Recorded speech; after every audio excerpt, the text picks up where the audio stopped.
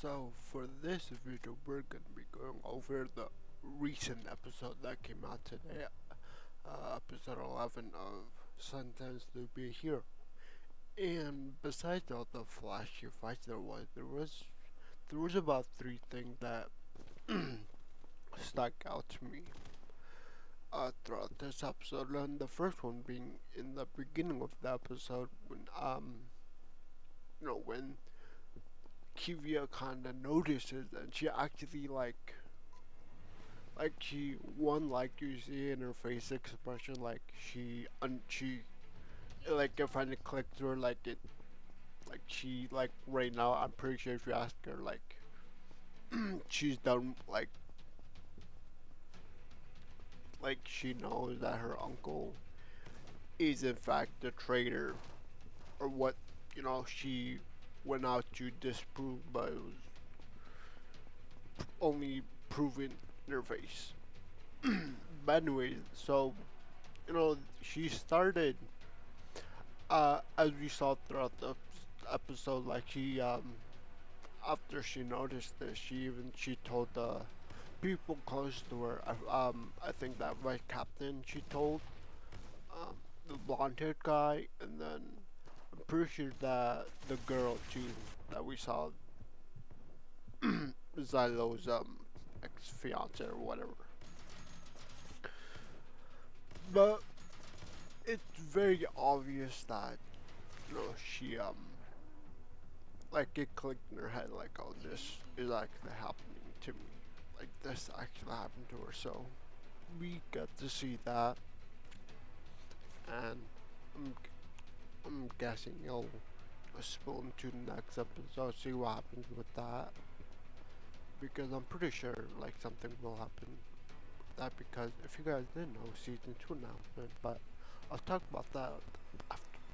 So the second thing that kind of I want to talk about was, so while Bujan and the artillery guy, they were attacking, they're talking. And Bujan, he kind of mentioned, like, I'm doing it for my king. And the artillery man, he's like, oh, I didn't know Demon Lords had kings. And Bujan immediately, like, he regrets what he said, and he's like, oh, I said too much already.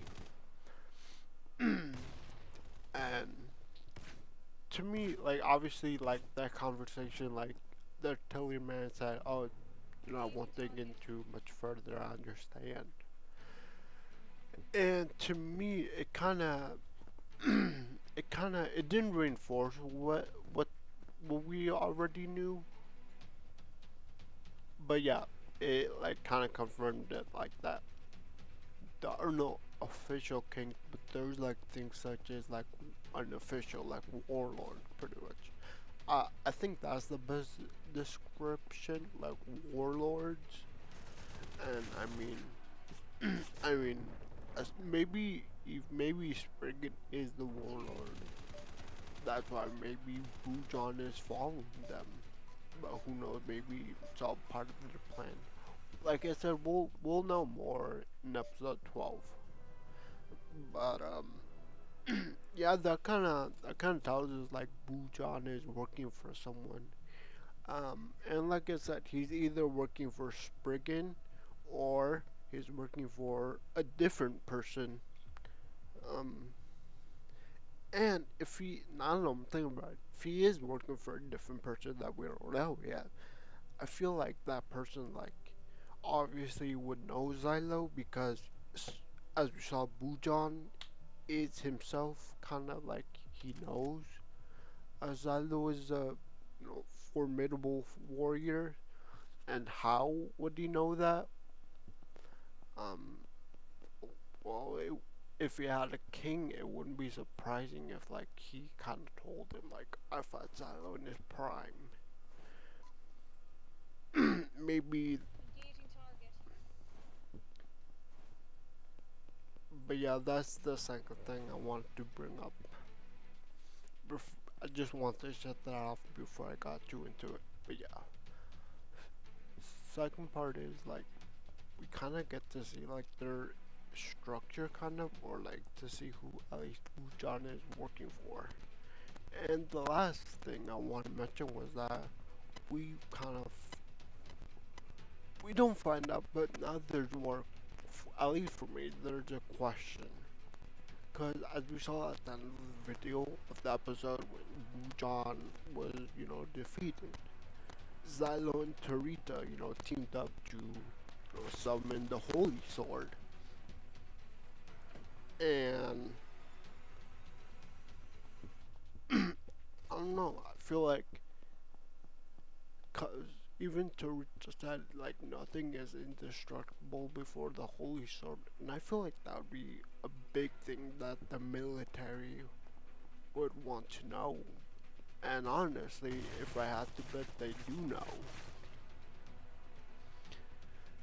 And if I even had to bet, a million, if I had to bet more money, I'd say that's one of the main reasons they wanna um split her open, because um not only is a 13th goddess taboo, but I'm guessing like they want their they want their own version. Like, imagine every soldier, or not every soldier, but every like important soldier, every strong soldier could, you know, summon a holy sword, an indestructible sword.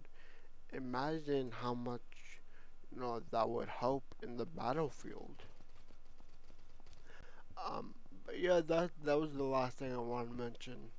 That was probably one of the reasons why the military wants to so bad that sector, because they want the indestructible holy sword.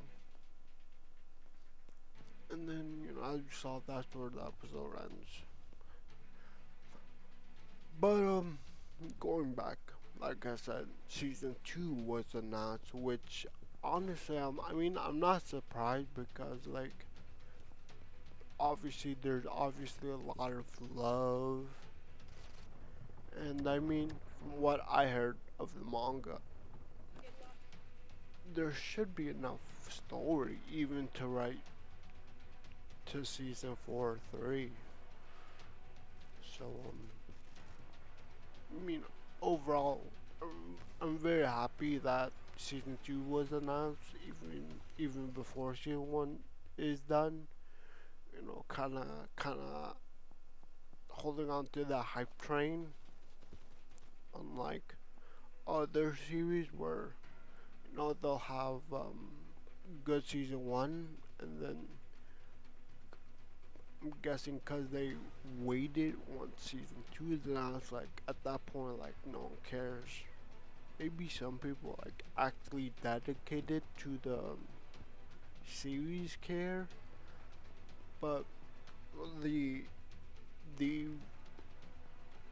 the audience like me, the kind of person who just watches one season,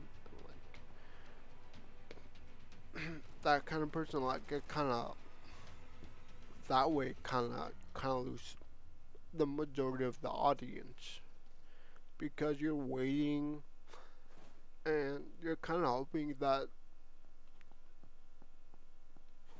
your audience stayed with you for that long, but they probably like a lot of them like moved on. Like Mia probably moved on from series when season 2 was announced, but luckily, season 2 was announced before the end of season 1, so and then I really can't wait for season 2 to drop.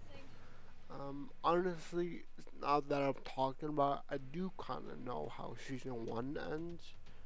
It was kind of spoiled to me, like on TikTok, but but still, it should be a pretty cool series. And like I said, there's a lot of things I don't know about the show. Um, I only know tad bits from like TikTok about the manga. But I mean, like I said, there's still a bunch of things I don't know, and uh, hopefully in episode 12 there'll be more for us to look forward to. Cause like I said, I know how season one is supposed to end according to the manga. But like I said, hopefully there's extra stuff. But I think I'm gonna end it here. Please leave a like, subscribe, and I'll see you next time. Bye.